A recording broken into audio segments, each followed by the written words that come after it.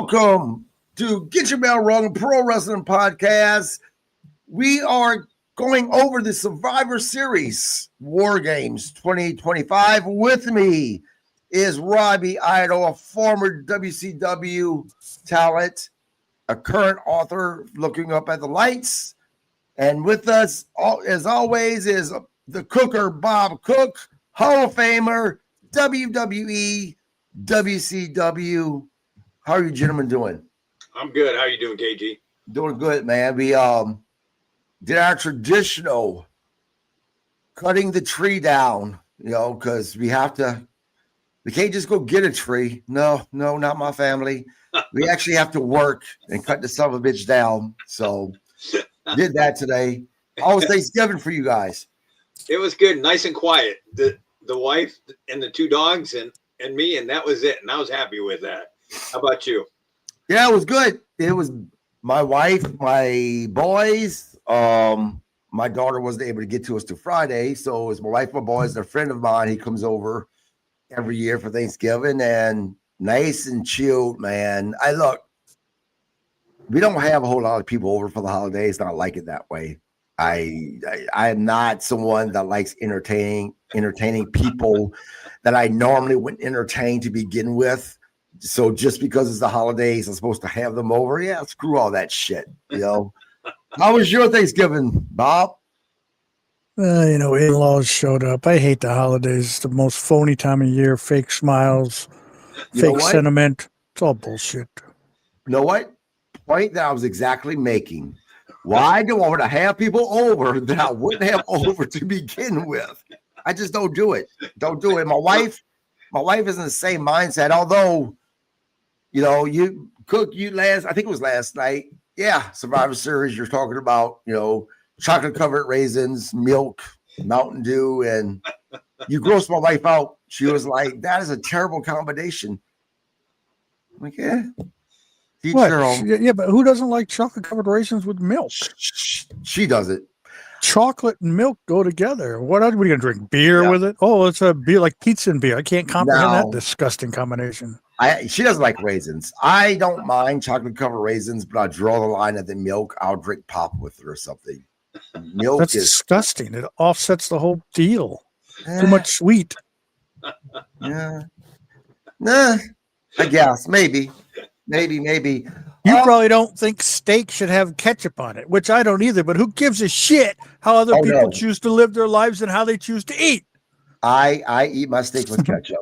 100%. I remember when Donald Trump ate ketchup on it, and people were, oh my God. It's like, who gives a shit if he likes to piss on his steak and eat it? It's his choice. Yeah. Of all the things to complain about in the world, what people eat and how they like it. There's a certain steak restaurant that I was at that the chef was legit upset that they ate my steak seriously with ketchup. And I told him, it's like, I tell you what, if you want to fucking buy my steak, then fine, we'll talk.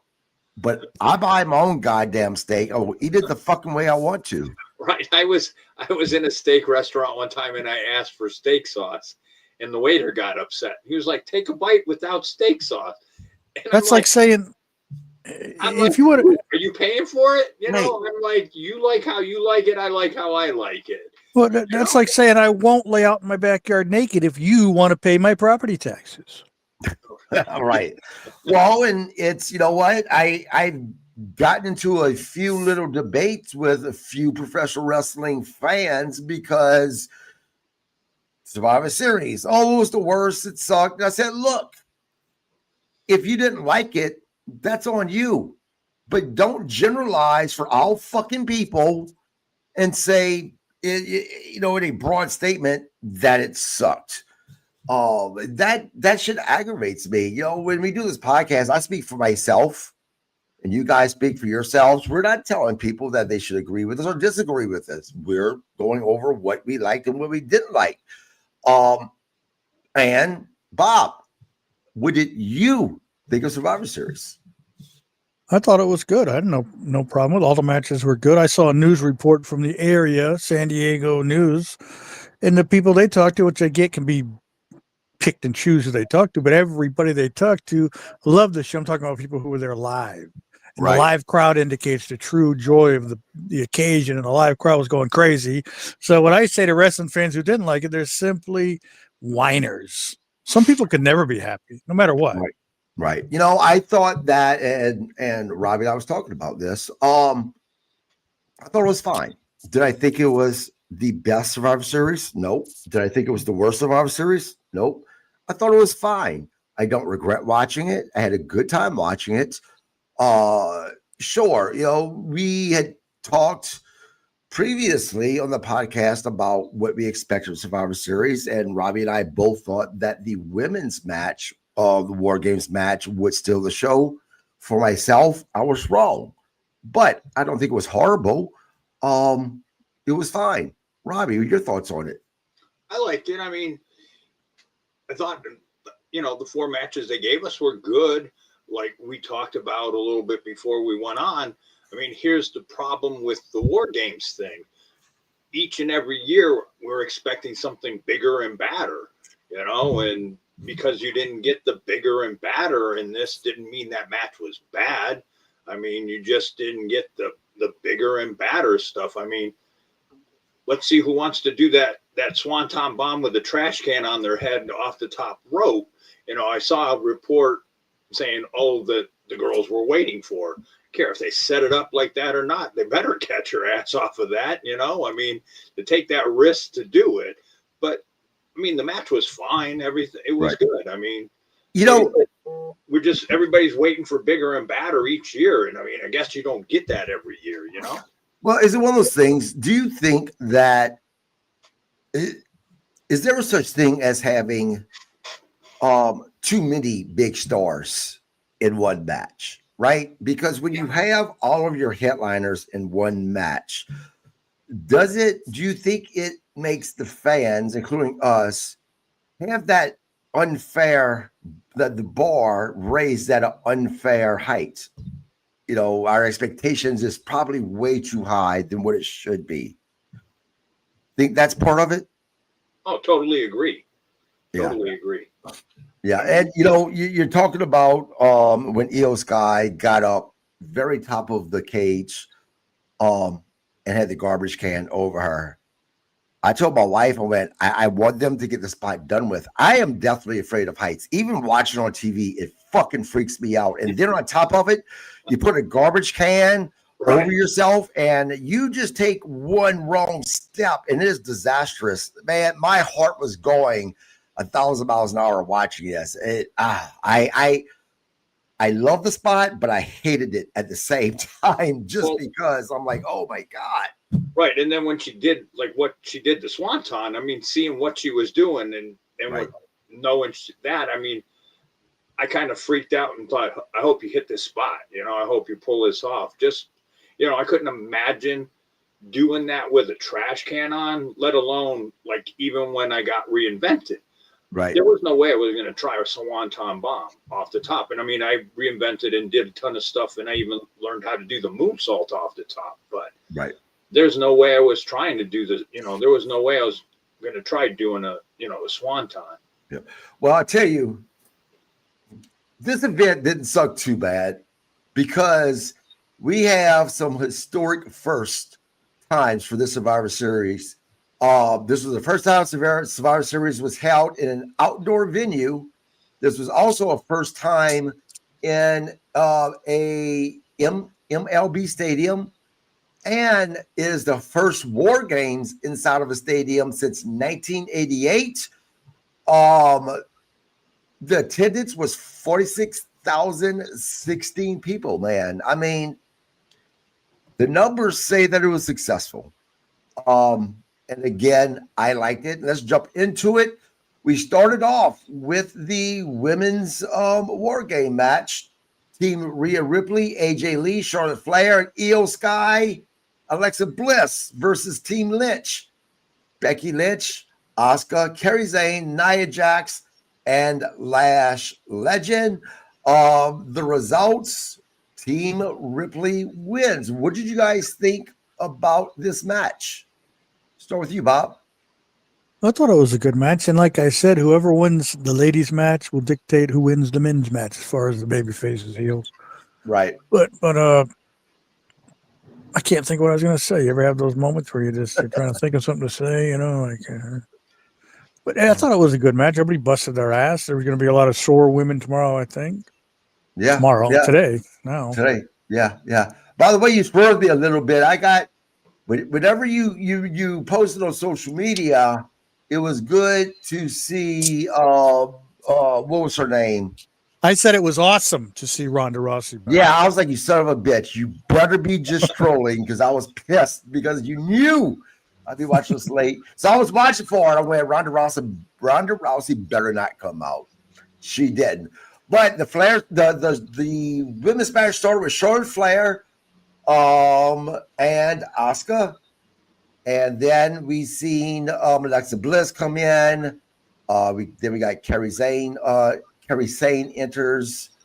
Io Sky, Becky Lynch, AJ, and then the match started. Now, when AJ went to come out, of course, Becky Lynch tried to hold the door open, which made AJ Lee climb over to get into the ring. Robbie, your thoughts on this match, man? I liked it. I didn't think, I thought it was good. I mean, like Bob said, everybody busted their ass, but the only issue I did see, and it's like 2 years in a row with Nia. Right. She has her spots where, like last year, it was with a chair where she looked like she love tapped somebody. I don't remember what she had, or it was a kick or whatever. Same thing. It was horrible. It was soft, It was like, I get it, everybody calls her reckless and everything like that, but this looked bad. I can't remember what it, I'd have to go back and watch it. I don't know if it was with a kendo stick, it was with her boot or whatever, but it was, just, 2 years in a row with it. But other than that, everything was good. Yeah. So.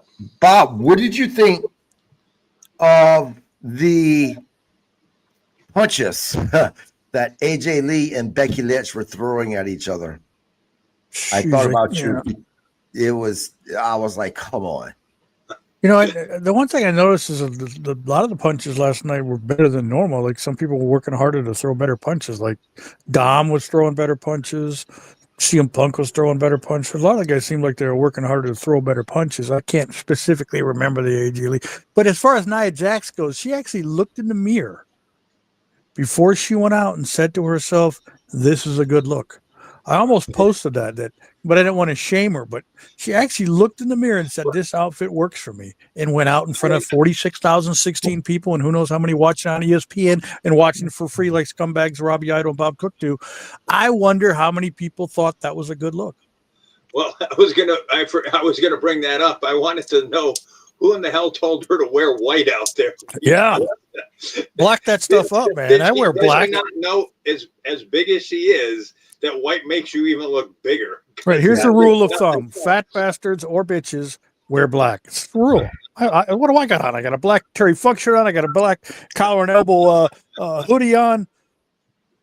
Yeah, I got black pants on.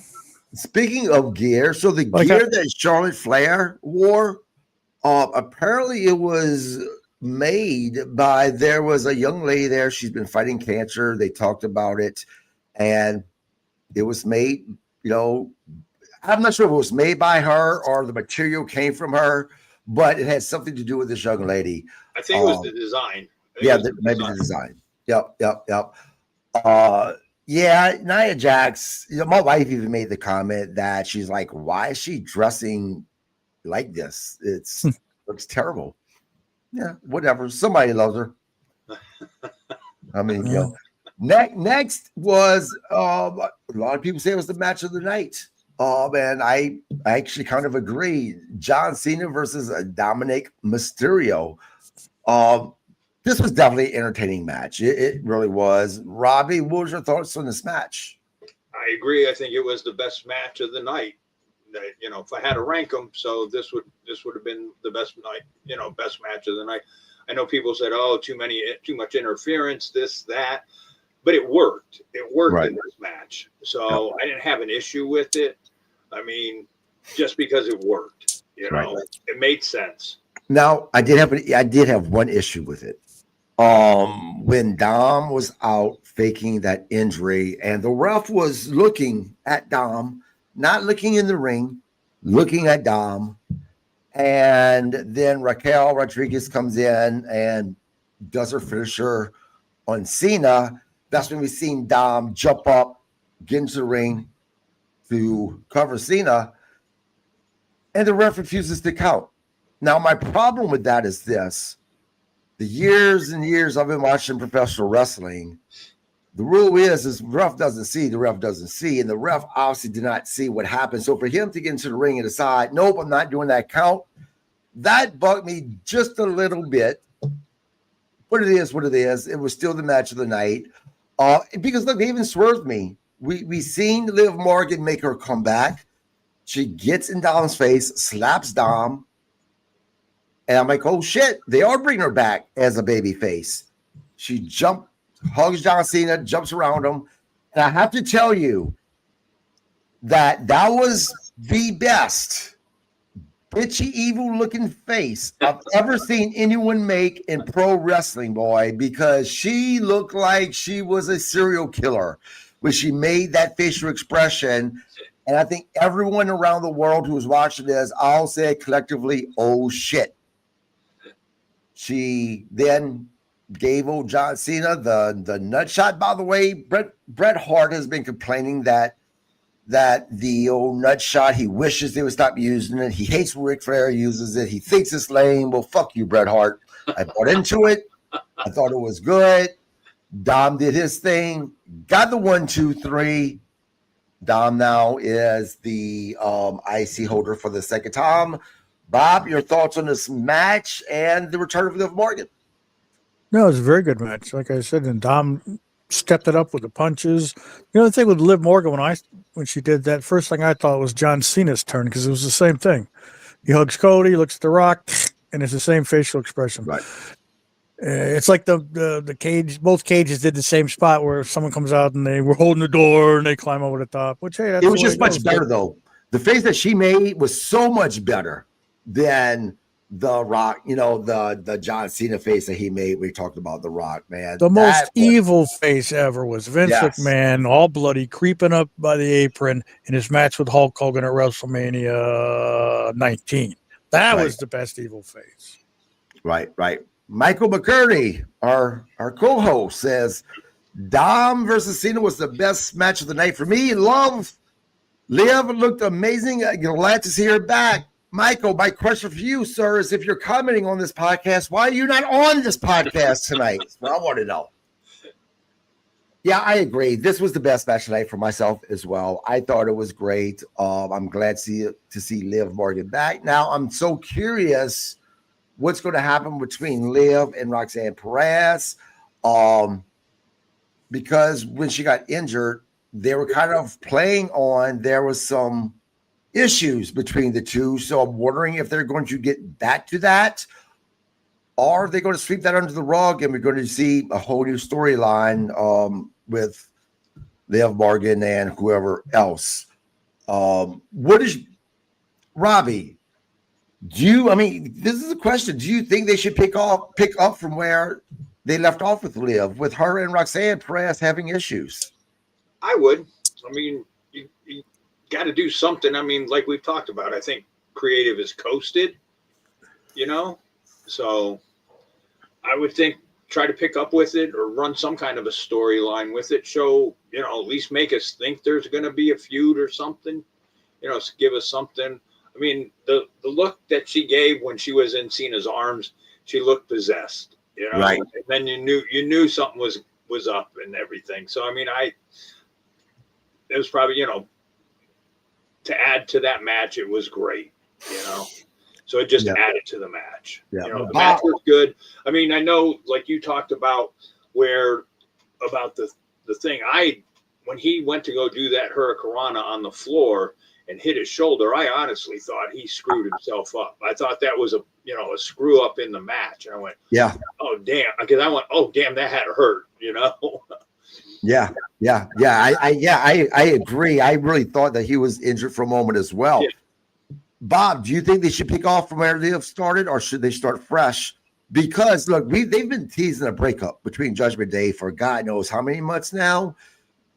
So this would be a way for them to really get to that point of finally breaking these people up, starting with that feud between Liv and Roxanne Perez. What are your thoughts, Bob? But do you really want to see Liv wrestle Roxanne Perez? See, she's been gone so long, I don't even remember what the issues were other than just the conflict in the group. But do whatever they want. We'll watch. But you don't think she's ready to come back, Bob? I mean, I think it would be a good match. I mean, wasn't she off making a movie? She wasn't hurt or anything, was she? No, she was injured. Oh, okay. I don't know. It's hard to keep track of all this crap. I know who's making movies, who's injured, who's what, right? Right. I would think the two of them could have good matches. Possibly. Michael says that I'd like to see Dom have all three girls for a while. I think it would add to his character. I mean, kind of. He is Dirty Dom. Right. Next, we go to a match that I really didn't care about. The match was fine, just not a fan of the individuals in it. Talking about Stephanie Vaquer versus Nikki Bella for the Women's World Championship. No surprise at all that Stephanie retains. Again, this was kind of an intermission match for myself. I'm just not a fan of either one of these ladies. They were fine in the ring. I think they did a good job. It's not my cup of tea. Bob, your thoughts? I thought it was a good match. That's all that really matters. I'm not always I'm not a big fan of John Cena. I'm not a big fan of Dom, but I give him credit when credit's due. And I think both the ladies went out there and busted their ass in front of 46,000, 16 people, which is probably not the real number, but that's what they say. So that's what I said. Yeah. I mean, look, I agree. I give them the flowers. I said it was a good match, but for me, if I'm not invested in the storyline, if I'm not invested into those particular people, I have a hard time watching the match because I just don't care. What about you, Robbie? I liked it. If I had to pick, put them in order, I'd say this was the second best match of the night. The second best match of the night. I'd give Dom and Cena, and I mean, Dom has grown on me. I wasn't a big fan of him in the beginning. I'm not a fan of Cena. I'd like to punch Michael Cole in the mouth every time he says the greatest of all times, because to me, Cena's not even in the top 25 of the best wrestlers ever. So my opinion. So any of you Cena fans, sorry about that, but look at your history. But I thought it was the second best match of the night. And I mean, and I know we're going to get to it next, but I put both them like where we both thought the women were going to just tear up the WarGames. They were going to steal the show.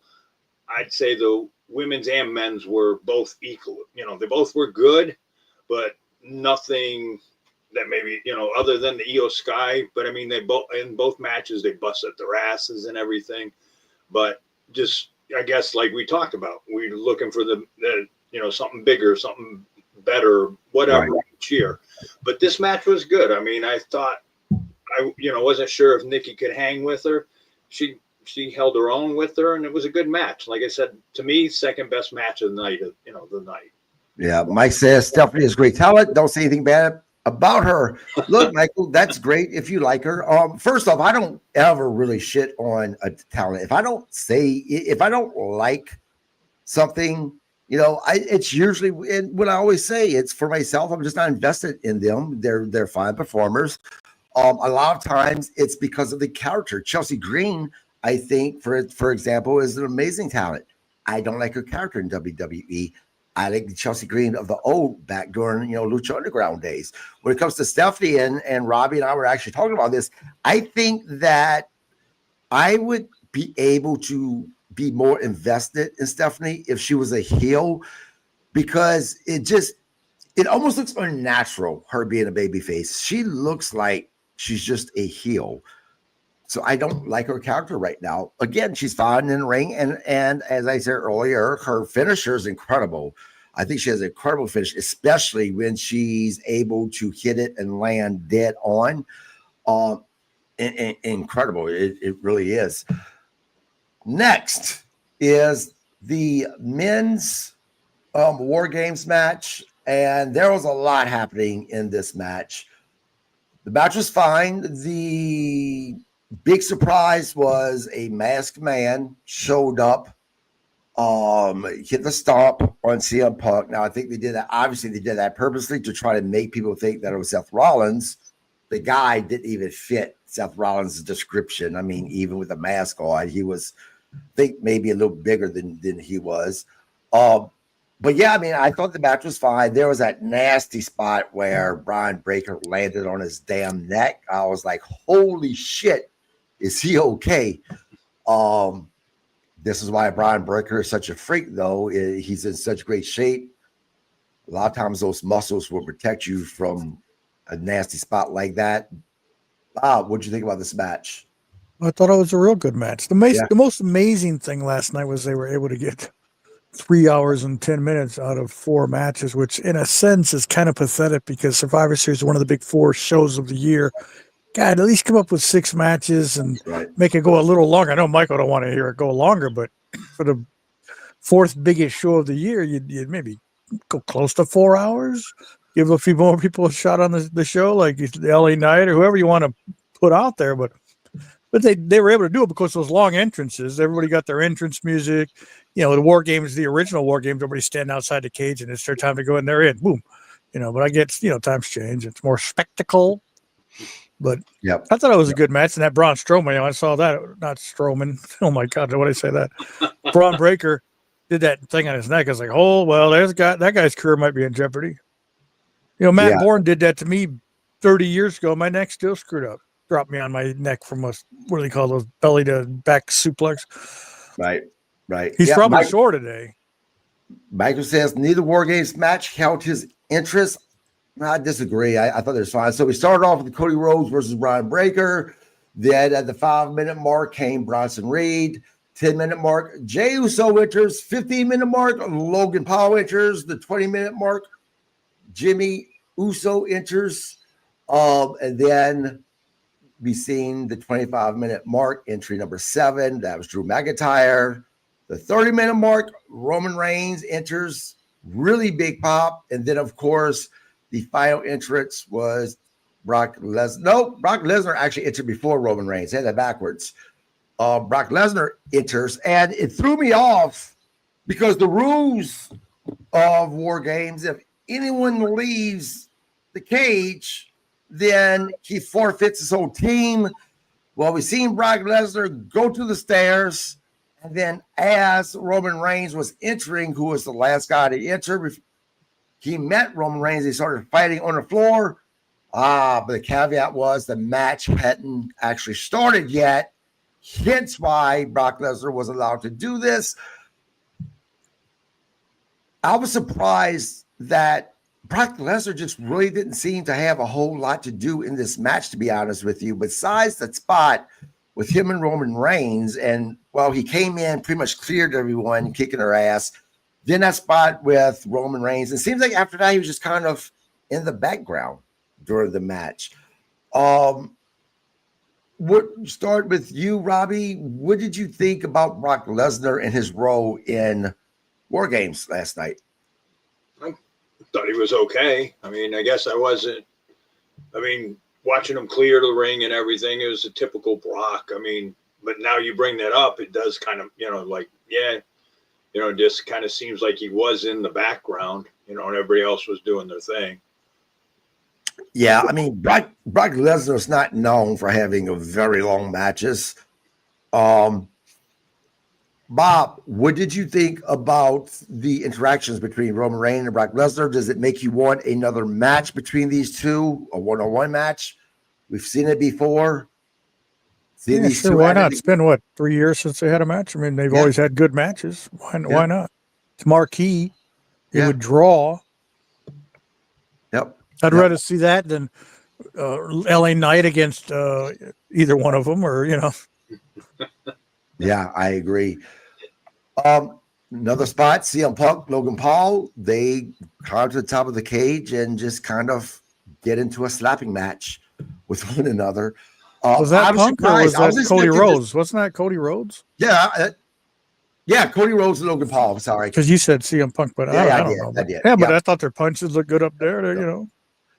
what I was surprised was about Logan Paul actually not doing something from the top because he's such a daredevil. But again, it was the same thing. These guys are up there, and I'm like, please make this stop. Go back to where I hate heights, man. Ultimately, we've seen a masked man climb the cage, came in, hit Punk with the stomp, ultimately causing CM Punk to be open for the spear by Breaker. Team Vision covers Punk for the win. The $1 million question: who was the masked guy? You guys, any thoughts on who you think this is? Becky Lynch.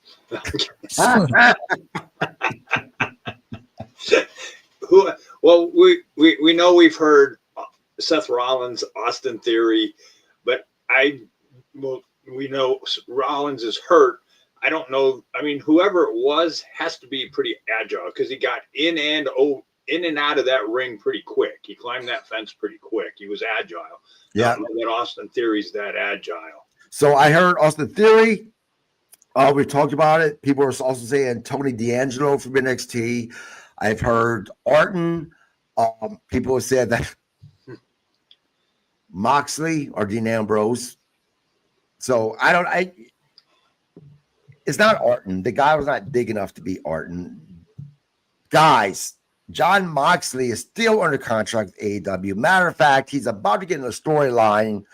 Well, this is my prediction because he's fighting Claudio on Wednesday during this tournament that they're in. Death Rise is going to turn on Jon Moxley. So they're about to get a storyline with him doing all of that. There's no way that was Jon Moxley, Dean Ambrose, whatever you want to call him. I've heard Chris Jericho, the dude wasn't bow-legged enough to be Jericho, and I don't think Jericho could jump over the fence that fast. Michael McCarty says Obafemi. I don't know. I really don't know. If I had to pick one out of that group, then it would be the one that you mentioned, Robbie. Austin Theory. Austin Theory. Yeah. But I'm not even sure if it's him or not. I don't know. I mean, is he agile enough? I mean, and I don't even think Tony D'Angelo is agile enough. And I mean, I saw one of your comments saying none of these guys are going to make oh shit moment. It makes no sense even if you bring D'Angelo in and it's D'Angelo, because what connection does he have to any of them? He has no connection to any of them. Yeah. I mean, Mac Davis, man, Mac, I haven't talked to you in a bit, man. Thank you for watching the podcast. I appreciate that. You can catch Mac. He has his own podcast on YouTube. But Mac says, and I have to agree, this is one of the moments that guys, I thought it was stupid. It's why we having a sing along in the middle of the match. That was definitely a moment I shook my head. Why are we doing the yeet shit in the middle of WarGames? That just looked ridiculous to me. But that was my biggest complaint with the match. Other than that, I thought it was fine. I thought the whole the PLE was fine, to be honest with you. The way it ended, it honestly makes me look forward to Raw or SmackDown to see if we're going to find out who the masked guy was. Bob, did this excite you enough to that you're so excited to watch Raw tomorrow night? Well, speaking of Mac Davis, they were supposed to send me a Teddy Long Mac Davis podcast T-shirt a while ago, and I never got it. Just mentioning it, but anyways, as far as who the guy was, whoever it actually was may not be who it turns out to be when the time comes. Right. Who knows?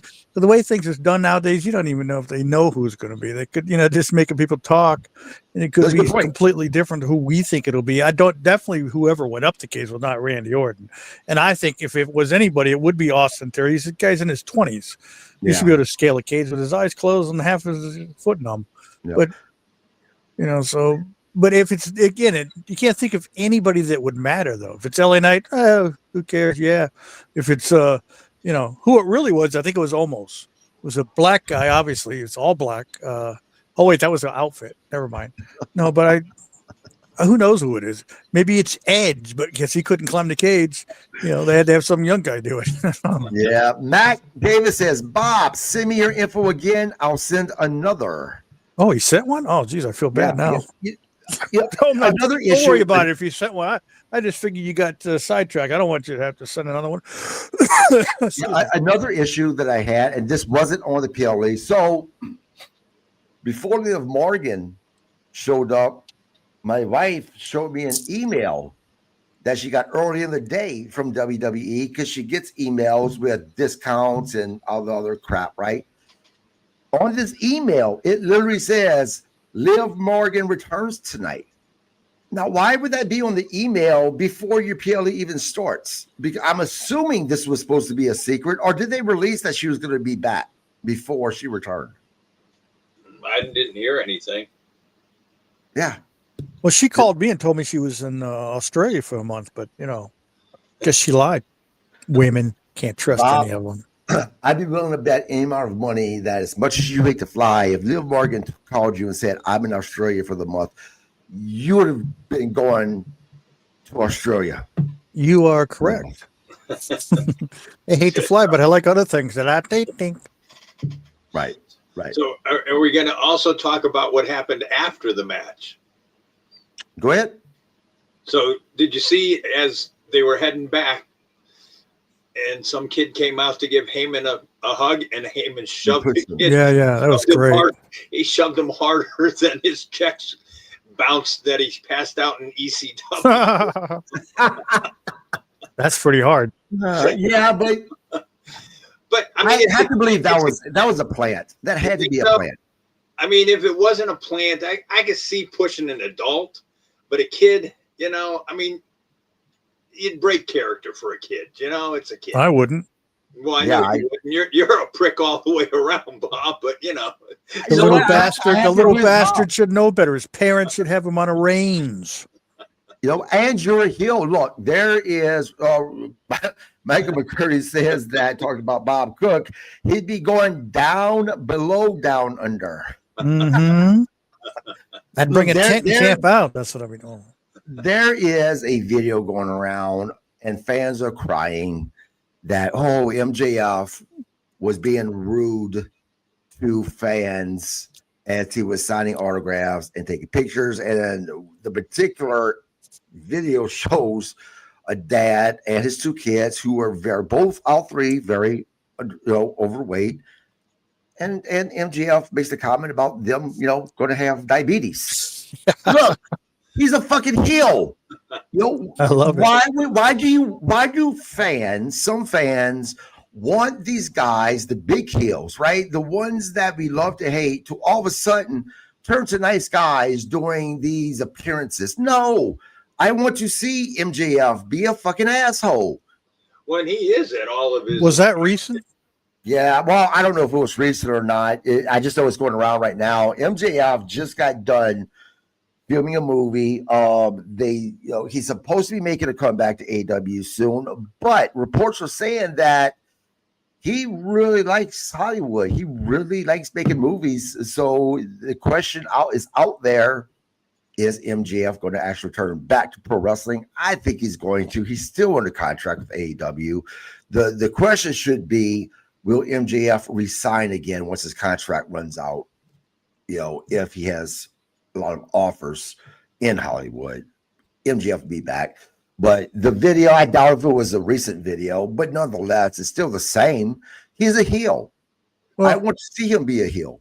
He might have been pissed. I would be pissed if MJF was in Minnesota, in Minneapolis, and I paid my whatever much money I had to pay to wait line to take a picture with him, and he was a nice guy. No, I want my money back. I want you to treat me like shit. That's what I'm getting. That's what I'm paying for. Well, he might have been at that WrestleCade over the weekend, but I remember years ago when he did one of those and he was treating people like crap. And back when Cody worked for AEW, And the parent complained to Cody, and they said, "Look, if you want to meet MJF, you're going to meet MJF.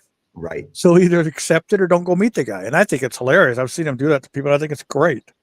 Yeah. Right. I've seen him, like I saw a fan hand him a WWE belt to sign and him sign it and then throw it on the floor. Yeah.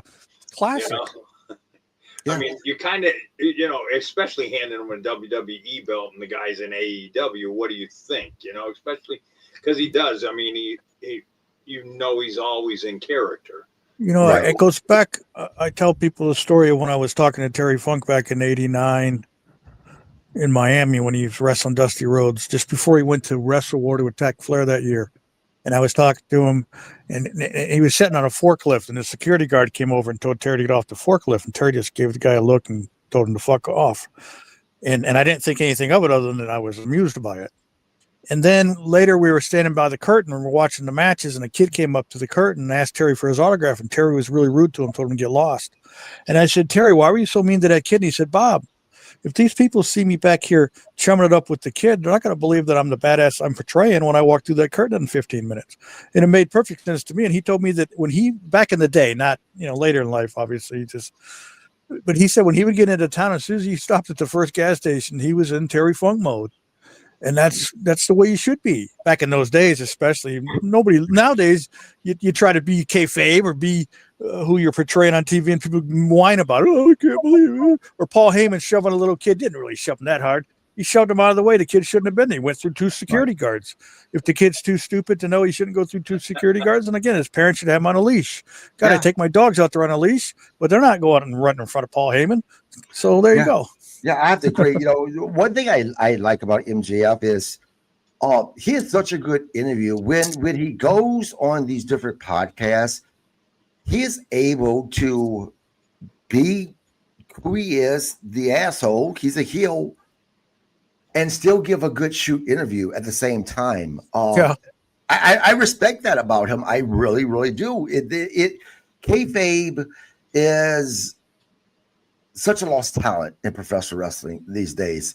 So when you have someone in today's era of professional wrestling who is old school thinking and keeps it kayfabe, and if he's a bad guy, then he's a bad guy every time he's out in public, I personally respect that. Robbie, back in your days of wrestling, if you were a heel, did you play heel if you're out all the time? Depending on where it was, maybe around the arena or whatever. See, it was kind of a two-sided. I mean, he did try to keep that kayfabe stuff or whatever. But like maybe after the show was over, heading to a car, if a kid came up and asked me, it would be a kid, adult, different story. But kids, I would sign for them because I remember me as a kid, like, going to the ballparks and being around like them trying to get their autographs. And I remember like a couple guys, nobody around and stuff. I won't mention their names, but nobody around. You would go up and say, "Hey, Mr." You'd always put Mr. in front of them. "Could I please have your autograph?" And they would go, "I don't sign." And these were like big stars, and I mean nobody was around, and you were like, "Could you just please scribble?" And they'd shoot you down. So you knew how you felt as a kid. You just, whatever reasons they didn't sign, whatever. But I knew how I felt as a kid. So for me to do that to a kid, that knew who I was, whatever, and wanted an autograph, it was hard for me to get in that mode towards them. If I was out of the arena, maybe going to the ring, different story. But after the show was over or anything, they would come up. No, I just didn't, granted kayfabe, whatever, but I know how I felt trying to get people I looked up to's autograph. So I wouldn't do it to a kid. I couldn't do it. I'll be honest with you. Past experiences. If I was in professional wrestling, if I was a heel, I don't like kids. I like my kids, and I barely like them, much less other people's kids. I would have not had a problem with telling them get the fuck away from me. What about you, Bob? Back in your heyday, man, So, did you play that role as that heel, out? no. I when it comes to people bugging me for autographs or a picture, it was usually the big fat women, which was so it wasn't necessarily hard for me to be rude to them, but I wasn't necessarily any other than I am in real life. I didn't go out of my way to be a heel. I was just Bob Cook, which is not necessarily a good thing, but. Well, something else I wanted to do on this podcast for a moment, and Bob, I'm gonna hand it to you. So I think it's today that it's 18. Is it 18 years today that we lost Evel Knievel? Oh, yeah. Yeah. Why don't you talk about Evel Knievel a little bit, your relationship with him, and some of your fond memories to share to honor him today? Well, this is always the worst day of my life.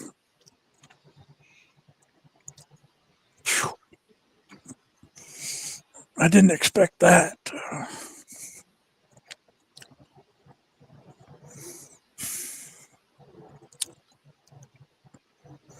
Let me think. To me, he was just a great guy. Everybody has their opinions of people, and he treated some people different ways, but he always treated me and my family like gold. Yeah, he would call my house, and he'd always want to talk to my kid, and he'd ask him how he's doing in school, and who knows what else he told him. Women are the root of all evil. That's what he always told me, and I believe that. Well, I have nothing but good memories about him, not only as a kid, as my hero, but as my friend, And when people say things bad about him, I always stick up for him, So most people, if they meet him, they met him maybe in a bar, maybe he was grumpy to him or whatever, and that's how they judge him.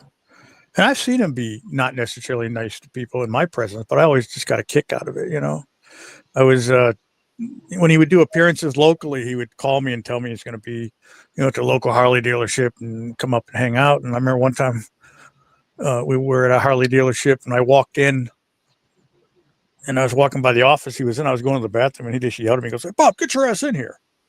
And I go in and I sit down with him, and my wife's with me, and he's taking these pills. He's going, "This is a pill that keeps my liver from, rejecting because he had a liver transplant. This keeps my body from rejecting my liver. This keeps this from this." And he goes, "This keeps me from killing my wife." And I said, "Well, give me a couple of those." And then at the same time, some woman, they had like his display, all this stuff, like he'd bring his rockets and his bikes with him to be on display at the appearances. And it had a thing around it. And it said, do not cross and don't sit on the motorcycle. And some woman went over the thing and sat on it. And Evil's like, he's calm, telling me a story. And all of a sudden he goes, "Hey, somebody get that bitch off that motorcycle. Can't she fucking read?" And I was just like, that's the greatest thing I ever saw in my life, Yeah, I obviously I didn't have the privilege of ever meeting Evel Knievel, but as a kid, I was, if he was on TV, me and my dad was watching, and I had Evel Knievel toys. My favorite toy was the motorbike that you put in the machine that you wound up and it would go. Yep. You set up ramps and to jump over stuff. Yeah, and you can still buy those, Can you really? Yeah. Company called California Creations makes them, and they make them really good. They got the trail bike, the original stunt cycle, the silver high jumper, the 50th anniversary gold edition of one. It's really great. It's a great company, and they make really good. They call them replicas, I guess you'd call it. Right. It's remakes, whatever, but they're really good. Yep. Robbie, we're all within 10 years around the same age. Were you a big Evel Knievel fan? Say it. Say it the way you need to say it, or we'll have problems on January 17th at the Twisted Wrestling Alliance Studios. And I'm not talking about drinking a Mountain Dew together. We're going to have problems. Yeah, I stirring the shit, man. I ain't getting that shit going. I knew you were going to go there. My thought was, and I wasn't expecting it, and the bastard knocked me out of my chair because he was talking about him, and I went, Evil sucks. Oh, yeah. Yeah, on Shannon Rose's show, Rest in Peace, Shannon, yeah. That's the first time Shannon got knocked down, too. I won't say I was a big fan, but like when he was on TV, doing his thing and stuff, yeah, you made sure you were watching and stuff. I wasn't a big fan, just wasn't my thing. But Right. you know, like his jumps and stuff like that. Yeah, you know, you'd watch it because you knew it was history as a kid and stuff like that. I So, wish we could find that whole tape. I have a clip of that's on YouTube. right. I'd love to see that whole tape where right. for some reason you just said so. I was wearing a red, white, and blue mask at the time too.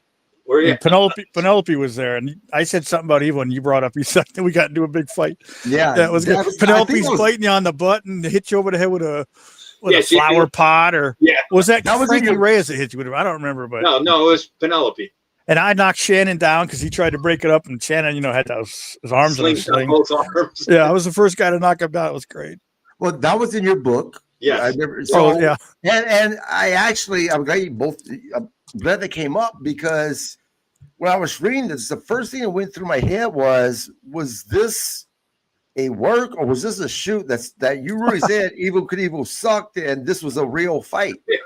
It was just, I was, because they were talking about it and Bob was, he was a big fan and I just out of mouth went, he sucks. It was just,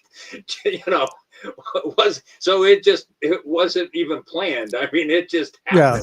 yeah. It wasn't a shoot fight though. We were play fighting, but it was just one of those improvisations and Penelope biting his butt and everything. We're rolling. Him and I are rolling. I had my Terry Funk boots on, by the way, and we're rolling around the ground. I had suspenders because Terry used to wear suspenders. I was all decked out that day, but we were rolling around on the ground fighting, and Penelope. I was calling him. I remember yelling at Robbie, "You stupid idiot!" and Penelope's biting him on the butt. It was classic. Yeah, because I love that show. I think in the book you said that you guys apologized to Shannon, and Shannon was like, "No, that was great." That was yeah, great. yeah. Well, you had to know because how old was Shannon? Like, God, he was just a kid, 15, 16 probably. Was he? Okay. I mean, I thought he was like between 12 and 15. But, yeah. And he had slings on both arms. Yeah. He had some kind of issue or something. So when he got knocked out of his chair, here's this poor kid on the ground flopping around like a fish. So that's why I was apologizing. Take that, Paul Heyman whiners. I knocked the kid right on his ass. And he wasn't expecting it either. Yeah, and it was funny because we were doing the show, and one of my buddies, he played in a band out of Ohio, and the name of his band was called Zaza, and he had given me a shirt, so it had this big Z, and you couldn't see the rest of the lettering. So when people were calling in and they were asking us questions, they say whatever he was going by with the mask, or they go, "This one's for the Z man over there," because they couldn't see any of the other lettering. I was just wearing the shirt to give my buddy, which give him props, but nobody would have seen his band because they didn't come to Florida. That's awesome. That was a fun show though. Yeah, that's awesome. Back to Survivor Series, Robbie, what would you grade it? I give it a B. Bob? Definitely a B. And you remember that at the end when they did the Cody saying they were never going to team again, or Roman said that. Yeah. Why do they got to do that? I mean, they're both over as baby faces. Why mess with that? Chemistry, baby faceness. They're setting up. It was weird. He helped Punk up. Yeah, he gave him the fist bump. Yeah, and then he just looked at Cody. So you wonder if he's going to go at Cody, and that's what we're going to see. Title run with him going after Cody. You wonder if that's the next feud. So from what I'm hearing, and again, this is our speculation, guys. Right. For fans out there. Well, you said no. Again, speculation that they're going with Cody versus Roman for the title, part 3 at WrestleMania. Yeah, that's my thoughts. Is they're setting up Cody and Roman again. I'll be honest. If they do this and they decide that one needs to be a face, one needs to be a heel, I want to see Cody as the heel, because if you think about it, Roman Reigns, there's not much difference these days of Roman Reigns as a heel or a face, right? There's not a whole lot. I like where Roman Reigns is at. I want to see Cody as that heel. I've seen Cody as a heel. I love Cody as a heel. He is such a damn good heel. That's what I would want to see if they went that route. or we may just see, two faces going at it over the title. I don't know. Nobody but wants yeah, to see that.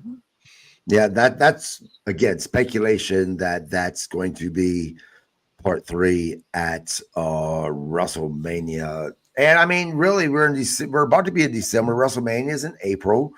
So we're only a few months away from WrestleMania already. So, I it'd be a nice build up to it. Yeah. Go ahead, Bob. Is that a match you would want to see again, Bob? I wouldn't mind. I mean, it's not something I go, "Ooh, I want to see that." But if they do it, they do it. I'm sure it would be a good match. But maybe they'll just throw in a triple threat or something. Who knows? Maybe Brock will get thrown in there or something. Who knows? Who knows what they'll do? Yeah, Robbie, is this a match? No, number 3. Let's see it this way. Here's a better question. Okay. Would we want to see Roman Reigns, Cody Rhodes, part 3, or would we want to see Roman Reigns versus The Rock? Oh, definitely Roman against The Rock. But I don't know if I'd want to see it because The Rock's been away for so long. I mean, I just think he's been away too long. But wouldn't this kind of be, even though Roman Reigns obviously don't need the official passing of the torch thing, at the same time, between family members, wouldn't this kind of be that passing of the torch? Here's The Rock, one of the biggest stars in history, WWE. Roman Reigns, you could argue the same thing. These two, huge icons going at it, with The Rock ultimately saying, "You're now the guy." The most important part is it would be the bigger draw. Yeah. Right. Yeah. I mean, if I had to pick between the two, yeah, I'd rather see Roman and The Rock. Yeah. This is from Tigger Lager J88. The Rock has squandered many opportunities for a match with Roman Reigns, by the way. I mean, that's one opinion. Squandered. I mean, what does he know? Does he have backstage information? God, if I was going to get paid a certain amount to wrestle Roman, then a much more amount to do a movie, guess what? I'm squandering that Roman Reigns match. But who knows what the real backstage stuff is? The fans who are haters on The Rock, that he sold out because he left going to Hollywood. Man, screw that. Yeah. This man was able to reach a level that no one ever imagined any pro wrestler would ever be able to reach. In many ways, he is a trailblazer. He's opened that door for so many other performers. Why isn't it okay for professional wrestlers to be able to go to that next level, even if that means leaving professional wrestling? It's acceptable for football, for football players who do it and other athletes who do it, but it seems like fans of professional wrestling hold it against the talent of the pro wrestlers. I don't get it. And I know a lot of say if The Rock says he's going to do a movie, there's some kind of rules where they don't want you playing wrestler, even though they know it's a show. You could get hurt and insurance reasons, shut down the whole production of the movie, and the time frames don't match up. Who really knows the inner work? Speaking of football players, I'm not a football fan, but I always liked Brian Bosworth, and he played in a great bad movie called Stone Cold back around 1990, I think. Mm-hmm. It's one of my favorite movies. It's one of those movies that's so bad it's great. Right. Love that movie. Bosworth, he is the guy that really started the whole Mohawk thing back in the day. Yeah, like the Sting look back before Sting, right? Yep. Yeah. Tigger Lager also said, having to ruin a storyline just for that won't cut it. The silver lining was the birth of the final boss, which lasted for a good amount of time until Mania 41. Whatever. I mean, what do you say? I can't read it. Say that again. Having to ruin a storyline just for that won't cut it. The silver lining was the birth of the final boss, which lasted for a good amount of time until Mania 41. That was good. And remember that one scene where The Rock beat up Cody and he said, "Don't fuck with the final boss." And the crowd just went, "Oh!" They couldn't believe he said that. It was fantastic. Yeah. I agree. I mean, I would be okay with seeing The Rock versus Roman Reigns. I'm not a hater of The Rock. I get it. And I think if anybody was being honest, if they were in the position of The Rock, where they had to make that choice, go beat my body up or become a movie star, I think most people would have picked becoming a movie star. You know, I remember one time around 1993-ish, maybe, I was wrestling at a flea market right down the road in Hudson, I believe. And I was wrestling a guy named Rocky Johnson, and I met a kid named Dwayne. I didn't think about it at the time, but I wrestled Rocky in the main event at the flea market, and I had Rocky in a rear chinlock. And I said to him, I said, Rocky, you wrestled in Madison Square Garden. You're wrestling Bob Cook at a flea market. How you feel tonight? And he's like, you son of a bitch. Anyways, I thought that was funny. Yeah, I mean, but I met Dwayne. That's the only time I ever met him that I can remember. No, I met him again at a skating rink once where The Rock was there. I think Robbie was there too. Were you there that night? I wrestled Tommy Young, and the music guy didn't play the right music, and I went crazy on him and called him all these names, and he ended up coming in the ring trying to get at me. I was just playing, asshole bad guy.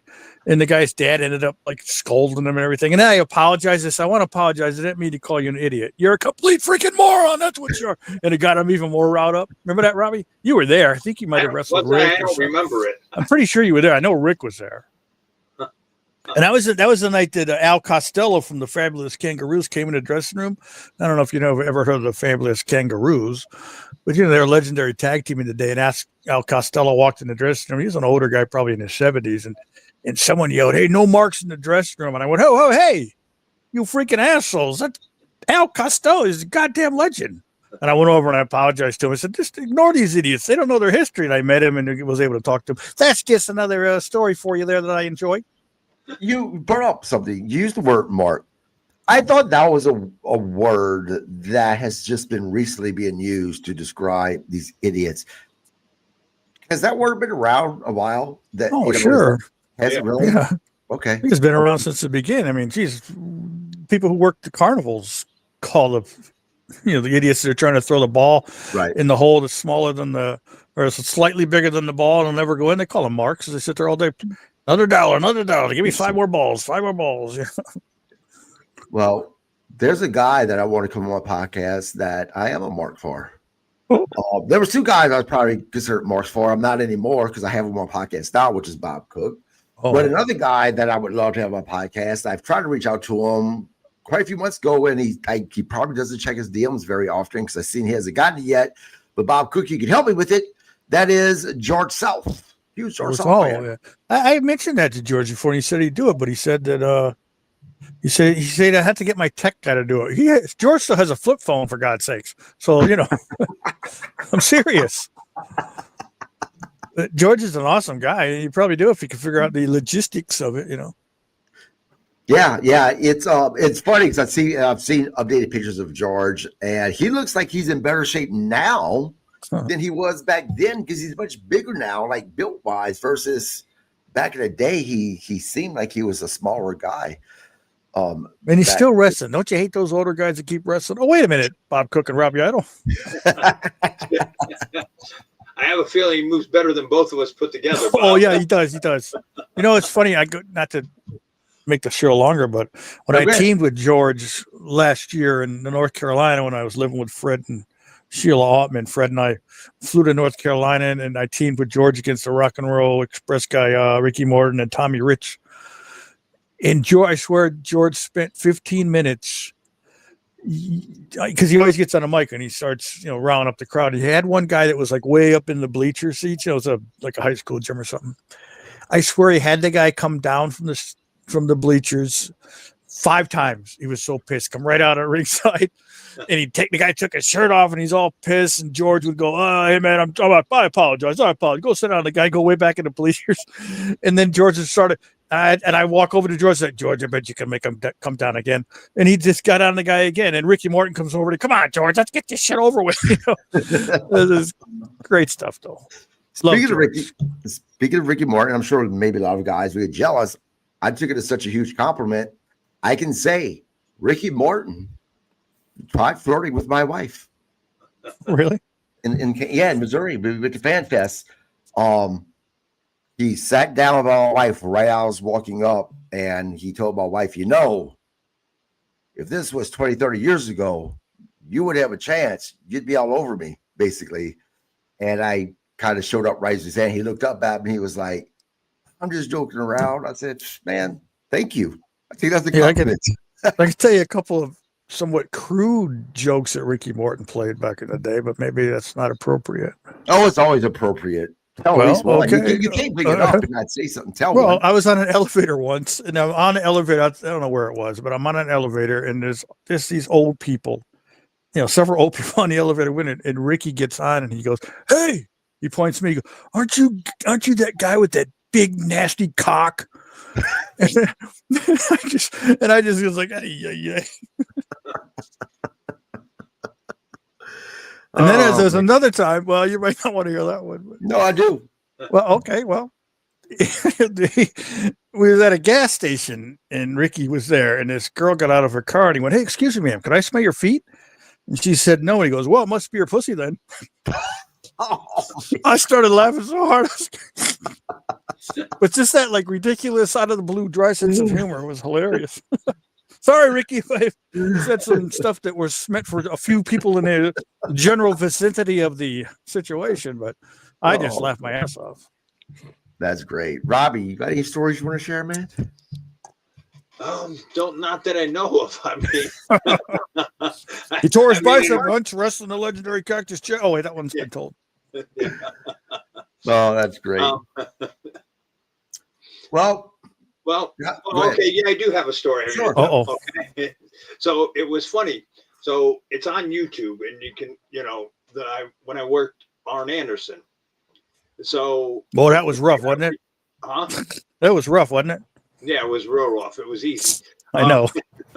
So one of my buddies happened to he watched it, and I guess he read the comments underneath of it. And he goes, "Hey, did you read any of these comments?" And I'm like, "No." He goes, "Oh, you got to go read them." So I'm going through, and most of them, your keyboard warriors, they're all knocking Aaron, like, giving them shit and everything. Finally get to me, they go, "Yeah, there's somebody made a comment about you."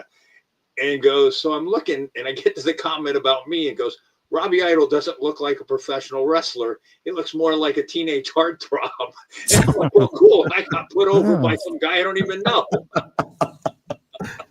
I have a question for you guys, and I'm asking this because this actually just came up. It was an interview with Stone Cold Steve Austin, and it's an old interview, but I can't remember whose podcast it was, but the question was asked, was it true that when Stone Cold faced, again, I can't remember who's facing, was it true that Stone Cold shit himself?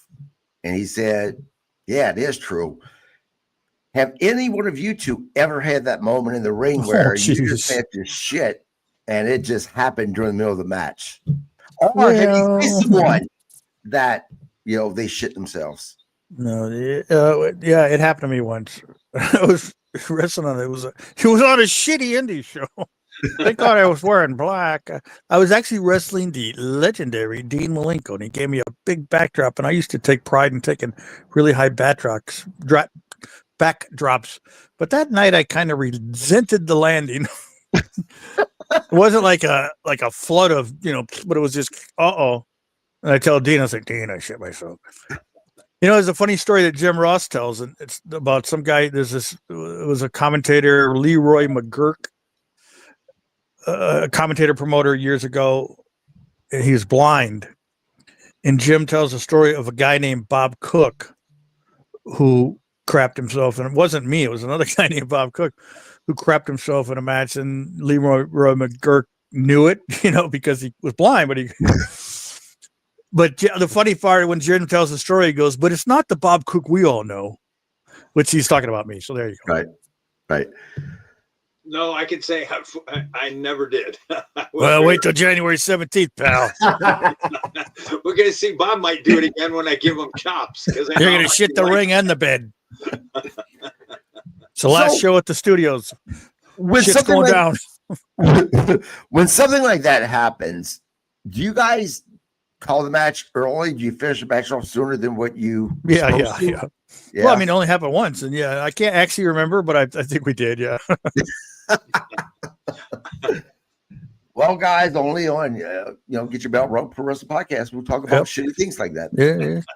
That wraps up this episode against Survivor Series. I think we all agree we gave it a B. It was a decent show. So for everyone who was making the broad statement that the show sucked, well, you fucking suck. We will be back on Tuesday. We're gonna be talking about what happened on Raw. Did we get the answer who this mask guy was? Nope. Will they leave us hanging even longer? I hope they leave us hanging a little bit longer. As much as I want to know right now, I don't want to know right now. I want them to drag this out. Strangely enough, you're going to get the answer on December 13th. December 13th. Yeah, Saturday night's main event. Get more people to watch. Yes, that's right. That's right. John Cena's last match. So, guys, don't forget to join us on Tuesday. It's going to be myself, Robbie, Bob Cook, and whoever else decides. Maybe George Strong will decide to join us. Maybe Michael will decide to join us. I'm not sure. But at least the three of us will be here. Please don't forget to subscribe to my podcast. Robbie, Bob, you guys have anything you wanted to put out there before we go off air?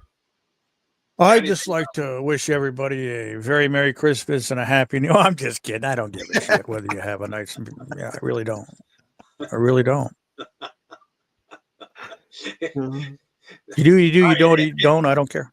And for the fans that were thinking that he's just joking, no, he's being himself, and he's a prick in real life. So, oh yeah. Oh, and by the way, go to Bob Cook and buy a T-shirt. Years. ProWrestlingTees.com. I'll sit there and rack at a fans and go, hey, go to ProWrestlingTees.com and buy a Bob Cook T-shirt, please. Right.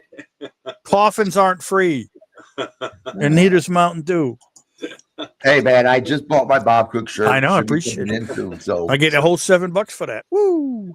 So of course, I'll plug my book. It's on Amazon Kindle. Did you get the link I sent to you? I sent you the link. Okay, Amazon Kindle, and then January 17th, if you're around in the Englewood area or anywhere near it, the last show at the TWA studio. Come out for $15. You can see in real life that Bob Cook's a prick in real life. You can meet Robbie Idol, and you can see the final show, and you get to hang out with wrestlers. They feed you. You get to see the show. So it's worth the $15. I always like to say if you see me, I won't be offended if you don't come talk to me. Guys, I will put that link on where you can buy Robbie Idol's book. If you guys are in the area, like I said, check out that match with TWA. Maybe, just maybe, you see Robbie Idol make Bob Cook shit himself again. You guys have a great night.